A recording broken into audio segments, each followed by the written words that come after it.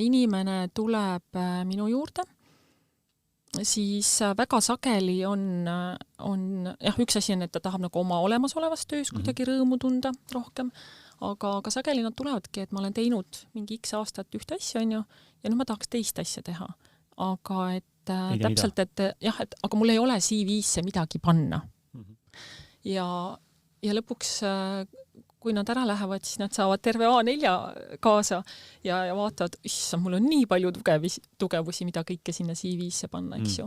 Ehk et me tegelikult analüüsime hästi palju ikkagi läbi jah, seda, et mis need tugevused inimesel on või mis on need kohad, mida võib-olla peabki nagu juurde õppima ja ma julgen öelda, et 95% juhtudest tegelikult inimene tõesti tööle saab.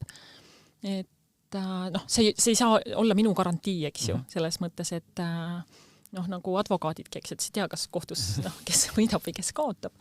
Aga kindlasti avanevad võimalused, et lihtsalt inimene alguses näeb võib-olla kuidagi seda ühte valikut või ühte asja, on ju, ja kui ta ära läheb, siis on tal neid võimalusi mitmeid, mille vahelt valida, ta teab, millele ta toetuda saab.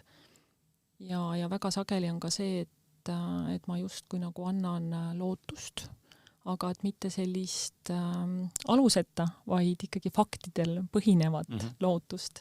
Ja inimeste jaoks on ülioluline, et keegi usub neisse. Inimestel on väga puudu sellest, et keegi neisse usub. Et kui tal on need päriselt need faktid olemas, eks ju, et millele ta saab toetuda ja keegi usub, et ma tean, et sa saad hakkama ja siis tal tekib kuidagi selline hea tunne, et ta julgeb proovida, vaata.